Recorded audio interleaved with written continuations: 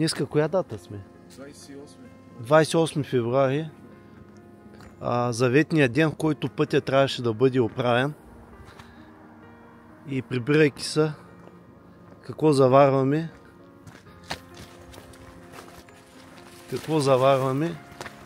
Резултатите на нечие бездействие. Две гуми. На този прекрасен път. Как се случи на този прекрасен път две гуми да се спукат?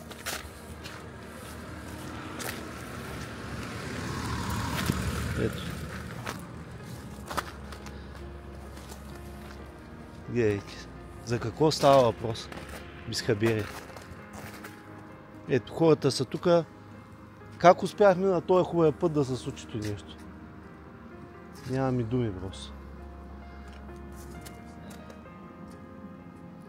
Сега ще търсим вариант да го оправим. Можем да изпратим поздрав до хората от общината, ето обещаха, че днеска ще го оправят пътя. Нали? То си е направо чудо тук някой да спре, да ти обърне внимание колко коли минаха. Някой спря ли? Никой. Само аз, никой не спира. Тя майка ти е вътре.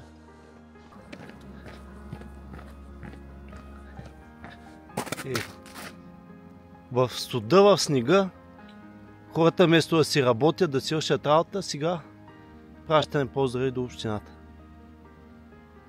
Коя дупка беше? То толкова много дупки, да се чуеш коя е била. Ама...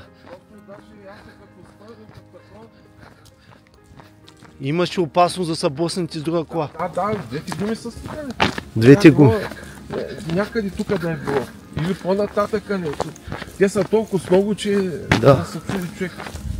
По този хубав път, как успяхте да спукате гума, да се чудиш? Двете, айде едната ще сложа патерици там, и двете, то направим жест. Да.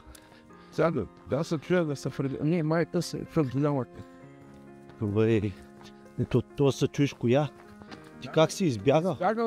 Бягам едната, за да пофана тази. Да. Докато спра. Ето е. То сякаш е нова, да ти кажа. От новите. Обаче как така и двете гуми направо не знае как ще се прибира. И другото, което е... Виж, стане времето си минава. Ви сте на работа, предполагам ли? Съпна работа, аз обаче как да се прибера. Бързате да се приберете. Колата има човек. Сега ще се обавим да им поможе да направим. Сега смъкнахме втората гума, да видим положението. Можеш ли да покажеш? За какво става дума? Тотал щета, няма оправя. И втората, зимни гуми. Жалко. Добре, важно, че намерихме резервна гума в момента. И сега ще ви вярвам, че ще стане. Да може да се приберете. Правете се. Нямам търпение да пробвам да... Да. Дай вътим тая гума. Така. Музейни експонати. Мога ги наредим така.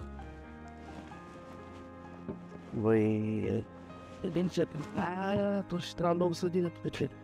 Давай другия клист. То направо гледай го цялото е гръмнало, виж го. Няма как да стане. Няма ремонт. Тотална щета. Има гуми, ама трябва да отида до къщи. Как да стане това? След снеговалежа вече сме свидетели на ново явление. Самите дупки започват да имат собствени дупки. Дупка в дупката. И сега ще видим докъде доведе това явление. Едно семейство, което се опитало да се прибере от село Долище към град Варна.